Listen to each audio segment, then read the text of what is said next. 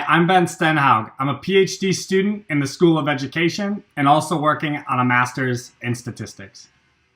In looking at this initiative, I see two parts to the slogan, "Make Stanford a Data-Enabled University."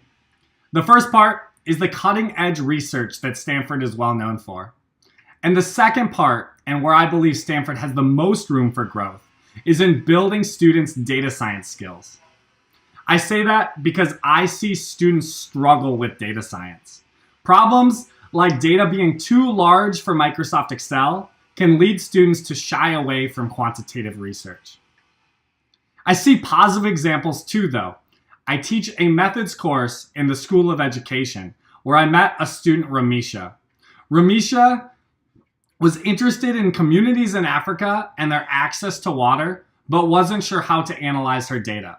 During the course, she wrote a great honors thesis, as well as developed valuable data science skills. And it's examples like this that make me want to be a data science scholar. I want to see more students learn and succeed with data science at Stanford. I'll use my summer experience as a data science for social good fellow at the University of Chicago to describe what I believe are the 4 keys to building data science skills at Stanford. The project I worked on this summer was motivated by this sad truth. America's largest mental hospital is a jail. We partnered with a county in Kansas and tried to identify individuals at high risk of going to jail and give them mental health treatment that they oftentimes desperately needed.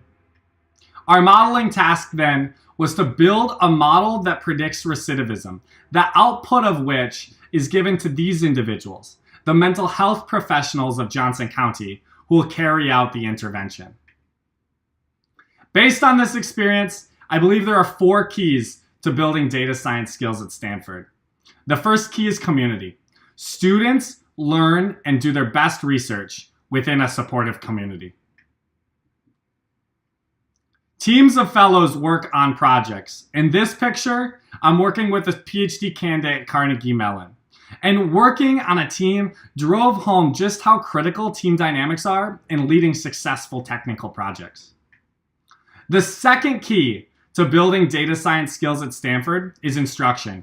We need to use research-based pedagogy when teaching data science. Over the summer, there were weekly training sessions where new concepts like algorithm fairness were taught. But more valuable, in my opinion, was that a technical mentor was embedded on each team. It's an incredible educational experience to have an expert jump in and help you when you're working on a project. And the third key to building data science skills at Stanford is methods. Students need to be able to use and develop methods to understand their data. The need for methods arose naturally throughout the summer. For example, we trained hundreds of models and needed to choose just one. Had we looked at just precision, we would have chosen a random forest model.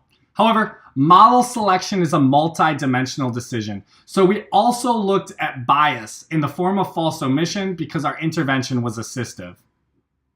We ended up choosing an extra trees model.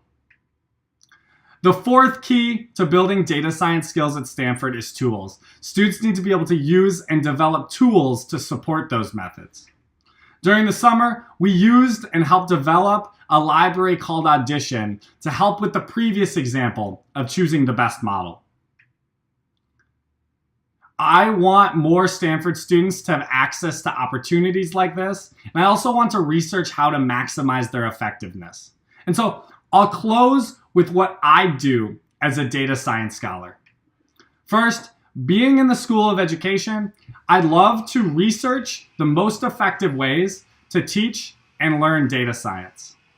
And second, I have this idea of developing a data science boot camp, much like students sometimes do a math boot camp before grad school. And I also believe that evaluating its effectiveness would contribute to educational research.